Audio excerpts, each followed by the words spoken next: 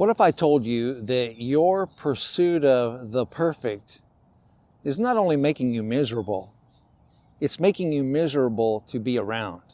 Most of us learn at a very early age that success in this life demands that we run hard after something. Run hard with the goal of building up a mighty kingdom, and the king of that kingdom is me.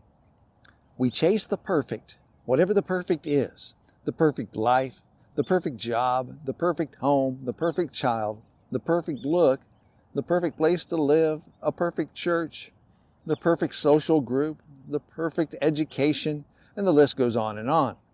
In essence, we are living for ourselves.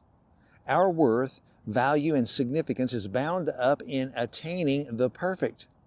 We live for ourselves as we chase the perfect. The chase is exhausting. And if we ever do get to the perfect, it doesn't satisfy. What would you say if I told you you are wasting your life in your chase of that perfect thing that you just can't live without? Today, we continue taking a look at select Bible verses that have had a profound impact on me, and ones that I think are essential for building a biblical worldview. In 2 Corinthians 5, verse 15, the Apostle Paul makes what I think is one of the most radical statements in all of his writings. And he died for all, that those who live might no longer live for themselves, but for him who for their sake died and was raised. This statement isn't just nice, high-sounding religious talk. It's life-altering. In verse 14, the Apostle Paul mentions being compelled by the love of God. For the Apostle Paul, the love of God had redirected his life. Paul at one time was hostile to all things concerning Jesus Christ, but God changed him. God transformed him. In a word, Paul had been saved. Paul now had a heart that was softened to the things concerning Jesus Christ. I can surely relate to the Apostle Paul and his story. At one time, I was mighty indifferent to the things of God. I wasn't openly hostile to Jesus Christ as Paul was. I was just God distracted. I was so distracted by pursuing the perfect. I was so distracted by pursuing my own path to success. But then something happened. God interrupted. Now, we could think about the death of Christ and the substitutionary atonement, or we could think about the resurrection of Christ. Both themes are touched on in this verse. But today I'd like for us to think about a profound contrast. First, there is an acknowledgement that the natural human direction is to live for ourselves. Apart from God's intervening grace, we all naturally live for ourselves.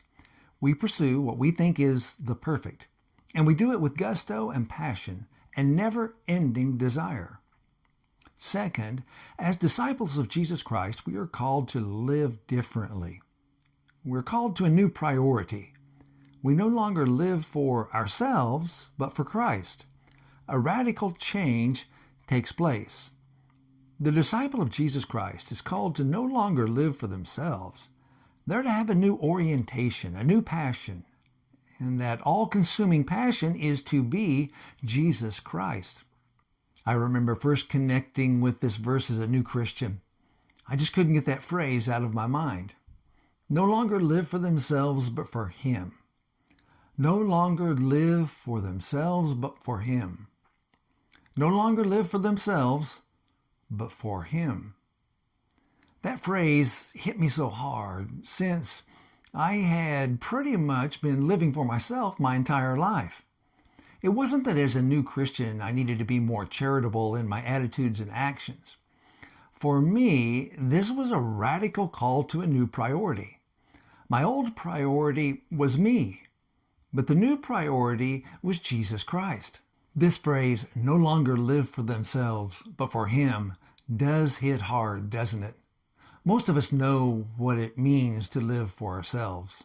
Even when we do good things for other people, we often do it out of our own self-interest. We pursue things and commit to certain actions to make ourselves look good, We do it because it's the so-called honorable thing to do. Or we pursue it because it's the successful thing to do. Or we do it because we think that it is the right thing to do. Some of us have this thought embedded in our mind from a very young age. We're not really free unless we pursue and attain total and complete personal pleasure and satisfaction. And if you look around, pretty much our entire modern culture promotes living for self. This is a prison. It's an emotional, psychological, and spiritual prison. And the strange thing about this self-made prison is that its only prisoner is the one who built it. But Jesus came to set free the captives from this prison.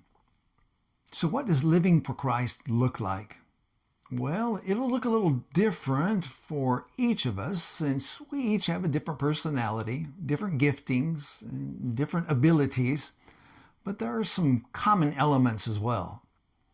Rather than living to make myself look good, the purpose of my life now is to make Christ look good. Rather than living to prove how great I am, the purpose of my life now is to show how great Christ is. Rather than showing the world who I am, the purpose of my life now is to show the world who Christ is. Disciples of Jesus Christ have the Holy Spirit, the Spirit of Jesus, living in us.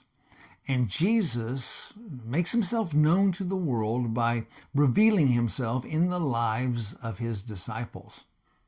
As a disciple, I want to strive to remove hindrances, sins that prevent Christ from being visible in my life. I want to advance and promote all things that would cause Christ to shine more brightly in my life and in the lives of others. Most of us know what it means to live for ourselves. Living for Christ takes a person's passions, focus, and commitment and applies it to someone greater. In your own life, what are some ways that you might apply the phrase, no longer live for themselves, but for Him?